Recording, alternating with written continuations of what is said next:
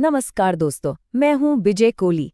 इस चैनल पर हम बात करते हैं finance, mutual funds, tax planning और स्मार्ट इन्वेस्टिंग की एकदम सिंपल हिंदी में, बिना किसी हाइप और बिना किसी कंफ्यूजन के। यहाँ आपको सिर्फ रियल डेटा, लॉजिक और प्रैक्टिकल एग्जाम्पल्स मिलेंगे ताकि हम सब अपने पैसों को लेकर बेहतर फाइनेंशियल डिसीजन ले सकें। तो चलिए आज के टॉपिक को एकदम क्लियरली समझते हैं। तो आज मार्केट में ना एक बहुत ही दिलचस्प पहेली चल रही है। आपने भी नोटिस किया होगा, पिछले करीब 1.5 साल से निफ्टी एक रेंज में अटका हुआ सा लग रहा है, कंसोलिडेट कर रहा है। और वहीं दूसरी तरफ सोना यानी कि गोल्ड रुपए के टर्म्स में तो भाई जबरदस्त दौड़ लगा रहा है। तो असली सवाल ये है कि मार्केट का अगला बड़ा मूव किस तरफ हो सकता है।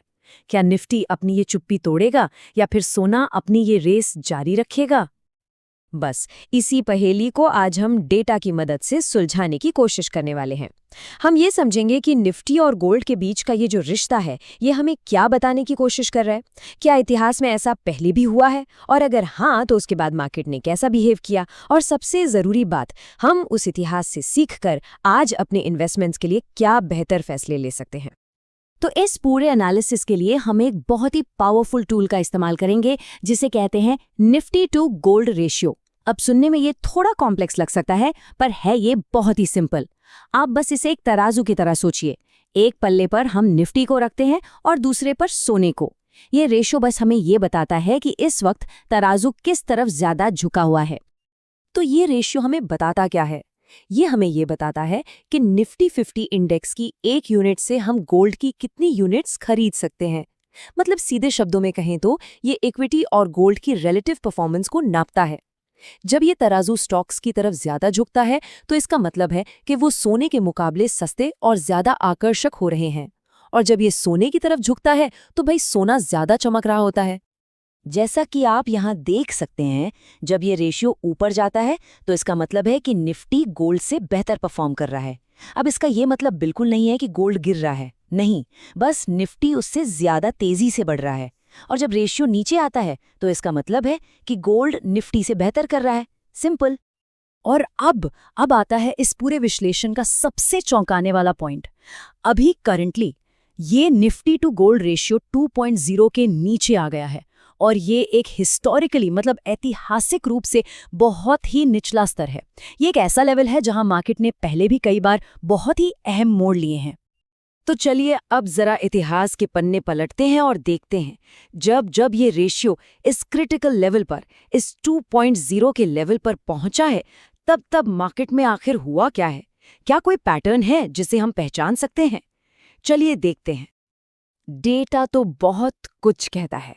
देखिए, साल 2003 में जब रेशियो ने बॉटम बनाया तो निफ्टी में एक जबरदस्त बुल रन शुरू हुआ। 2009 में ग्लोबल फाइनेंशियल क्राइसिस के बाद फिर यही हुआ, एक शानदार रैली। 2011 में भी रेशियो के बॉटम बनाने के बाद निफ्टी ने दौड़ लगाई, और हाल ही में 2020 के कोविड क्रैश के बाद भी इसी पैटर्न ने खुद को दोहराया। और अब 2024 में इतिहास एक बार फिर दरवाजे पर दस्तक दे रहा है। सवाल यह है कि क्या यह फिर से खुद को दोहराएगा? अब जरा आंकड़ों पर नजर डालते हैं, क्योंकि नंबर्स झूठ नहीं बोलते। पिछले 6 मौकों पर जब भी ये रेशियो 2.0 से नीचे गया तो उसके बाद निफ्टी ने कमाल के रिटर्न्स दिए हैं। अगले 6 महीनों में औसतन 17%, अगले 12 महीनों में औसतन 42%। सोचिए, 42%। और अगले 2 से 3 सालों में भी 23% से 27% के बीच का सालाना औसत रिटर्न मिला है। ये आंकड़े वाकई में चौंकाने वाले हैं। ये चार्ट कहानी को और भी ज्यादा साफ कर देता है। आप देख सकते हैं कि निफ्टी का बार गोल्ड के मुकाबले कितना ऊंचा है। ऐसे मौकों के बाद अगले 3 सालों में निफ्टी ने औसतन 23% का सालाना रिटर्न दिया है। पर इसका मतलब ये बिल्कुल नहीं कि गोल्ड में नुकसान हुआ। गोल्ड ने भी औसतन 9% का पॉजिटिव रिटर्न दिया है, बस उसकी रफ्तार निफ्टी से काफी कम रही है। ठीक है, तो डेटा तो बहुत बुलिश लग रहा है, बहुत पॉजिटिव लग रहा है, लेकिन एक स्मार्ट इन्वेस्टर हमेशा सिक्के का दूसरा पहलू भी देखता है। तो सबसे बड़ा सवाल ये है, क्या इस बार कुछ अलग होगा? दिस टाइम इट्स डिफरेंट वाली बात तो नहीं है? क्या इतिहास खुद को दोहराएगा? अच्छा, तो ये जो पूरी कहानी हमने देखी, ये 2 बड़ी बातों पर, 2 अजम्पशंस पर टिकी है। पहला, हम ये मान रहे हैं कि पिछले 6 मौके एक पैटर्न को कंफर्म करने के लिए काफी हैं, मतलब सैंपल साइज ठीक ठाक है।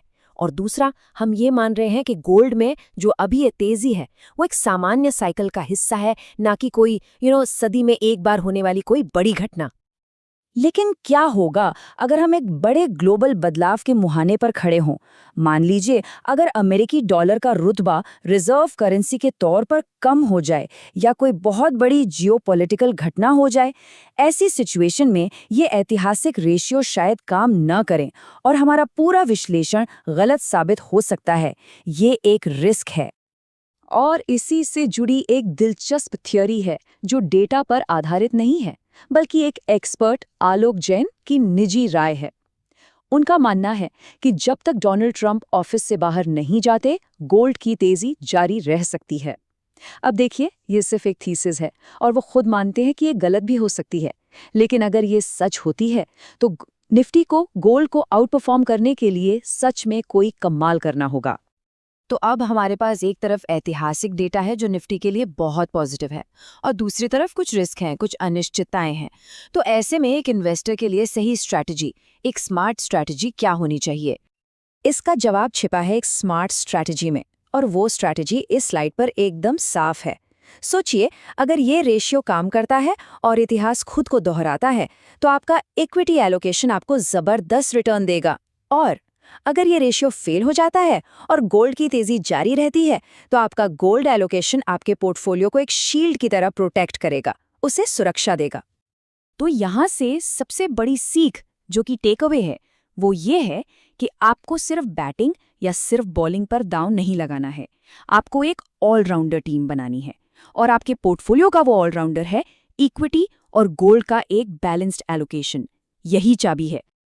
अच्छा, गोल्ड में कितना इन्वेस्ट करें, इसके लिए एक बड़ा ही सरल सा थंब रूल है। तो चलिए 1 सेकंड के लिए रुकिए और अपने लिए ये कैलकुलेशन करिए। अपनी उम्र को 2 से डिवाइड करें। क्या नंबर आया? अब सोचिए, क्या आपका गोल्ड एलोकेशन उस नंबर के आसपास है? ये सोचने के लिए एक बहुत अच्छा स्टार्टिंग पॉइंट हो सकता है। तो आज का ये पूरा विश्लेषण हमें एक बहुत ही महत्वपूर्ण सवाल पर लाकर छोड़ता है। आपके पोर्टफोलियो में गोल्ड के लिए कितनी जगह है? क्या आपने इस सेफ्टी नेट के बारे में, इस प्रोटेक्शन के बारे में सोचा है? इस पर जरूर विचार कीजिएगा। तो दोस्तों, ये था आज का डीप डाइव। अगर आपको ये जानकारी वैल्यूबल लगी हो तो लाइक जरूर करिए। आपका एक लाइक मुझे और ऐसे इन्फॉर्मेटिव एनालिसिस बनाने के लिए बहुत मोटिवेट करता है। अगर कोई डाउट, सजेशन या कोई ओपिनियन हो तो कमेंट में जरूर लिखिए। इस जानकारी को शेयर करिए उन लोगों के साथ जो अपने पैसों को सही डायरेक्शन में इन्वेस्ट करना चाहते हैं। और हाँ, चैनल को सब्सक्राइब करना ना भूलें, क्योंकि यहाँ हम बात करते हैं स्मार्ट इन्वेस्टिंग और फाइनेंशियल अवेयरनेस की। देखने के लिए बहुत बहुत धन्यवाद। इस वीडियो में दी गई सारी जानकारी सिर्फ एजुकेशनल पर्पस के लिए है। मैं कोई सेबी रजिस्टर्ड इन्वेस्टमेंट एडवाइजर नहीं हूँ। स्टॉक मार्केट और mutual fund investments market risks के सब्जेक्ट होते हैं। किसी भी इन्वेस्टमेंट डिसीजन से पहले अपनी रिसर्च करें या अपने फाइनेंशियल एडवाइजर से सलाह जरूर लें।